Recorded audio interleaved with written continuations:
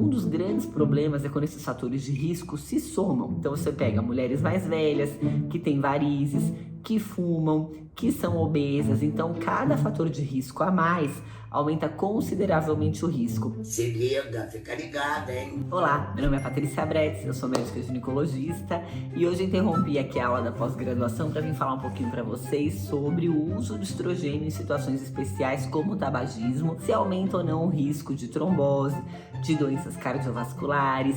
E se você é usuária de hormônio, quer seja para contracepção, quer seja para reposição hormonal, assiste esse videozinho até o final que vai te ajudar muito, ou você pode até encaminhar para aquela amiga que usa hormônio e fuma, ou tem varizes, que também são situações que nós vamos mencionar aqui no nosso videozinho. Mas o tema de hoje é: doutora, eu fumo, posso fazer uso de hormônio? Se liga, hein? A gente sabe que existem fatores de risco que são evitáveis, como o tabagismo, e tem fatores de risco que são inevitáveis, como varizes, a própria obesidade, até você conseguir um controle, tem uma longa jornada aí pela frente. E esses fatores, a própria idade da mulher, acima dos 35 anos, o risco aumenta consideravelmente. E quando eu abro a ampla janela de hormônios em mulheres, eles podem ser usados tanto para contracepção no período fértil, como para tratamentos de reprodução humana, como para a reposição hormonal da menopausa em mulheres mais velhas. Então, um dos grandes problemas é quando esses fatores de risco se somam. Então, você pega mulheres mais velhas, que têm varizes, que fumam, que são obesas. Então, cada fator de risco a mais aumenta consideravelmente o risco. Um outro fator de risco que eu esqueci: quem faz voo longo, quer seja aeromoça ou profissões que vivem viajando, o fato de viagens aéreas, pós-operatório também é uma situação a mais de risco, pacientes sedentárias. Então você vê que tem várias situações aí que podem incrementar, que não só o tabagismo. Então existem critérios, inclusive a própria Organização Mundial da Saúde, ela colocou como uma contraindicação o uso de estrogênio via oral em mulheres tabagistas acima dos 35 anos. Então o ideal é que essas mulheres, se forem usar o anticoncepcional oral, que quem me acompanha aqui no canal sabe que não é uma coisa que eu indico de rotina, priorizem o uso exclusivo da progesterona via oral. Mas minha gente, a pílula anticoncepcional, um parênteses que eu não me aguento não falar sobre isso, né? Quando ela foi idealizada, foi para ser usada no máximo aí 2 anos.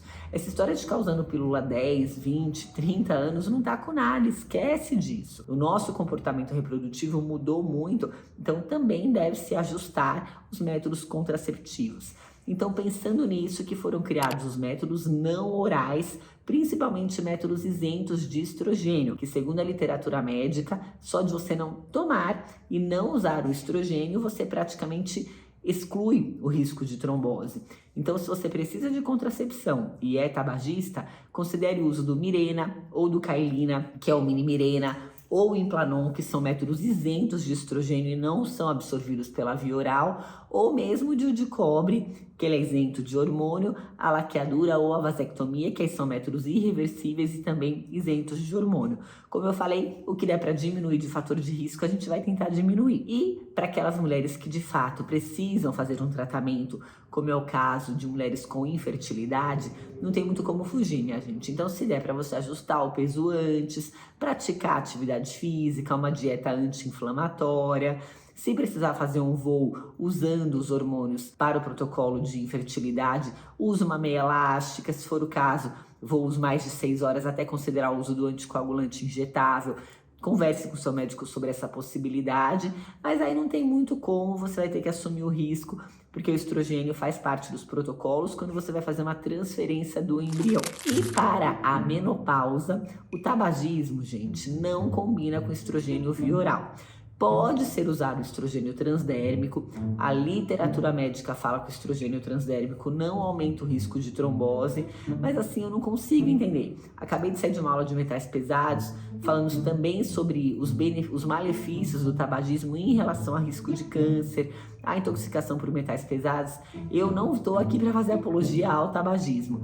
Não dá para ter tudo, tá na Bíblia, tudo não terás. Então, se você pode, merece, precisa, pensando numa reposição hormonal, o fato de você usar o tabagismo vai diminuir muito o tipo de tratamento que eu posso fazer e o olhar que eu vou ter para você. Fora o risco oncológico aumentado que a própria menopausa traz.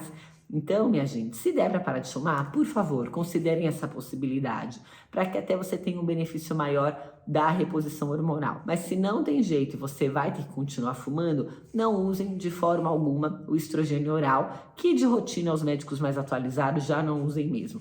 O estrogênio tem que ser usado na pós-menopausa, mas você pode considerar utilizá-lo via transdérmica ou na forma de implante hormonal sobre monitorização. E, como eu disse anteriormente, tentar diminuir os outros fatores de risco, ajustar peso, atividade física, controle de varizes e cuidado quando for fazer então esses voos mais prolongados.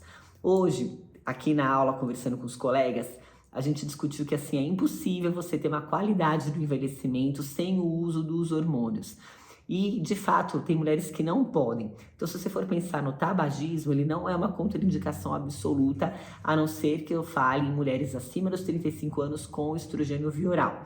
Esse sim é contraindicado, mas ele pode ser usado por outras vias e, com isso, otimizar a sua qualidade no envelhecimento. Porque o estrogênio, ele previne a sua saúde neurológica, ele melhora o viço da pele, do cabelo, ele previne o seu coração, ele ajuda na saúde dos ossos, na lubrificação íntima. Então, é uma realidade hoje esse estudo do envelhecimento saudável.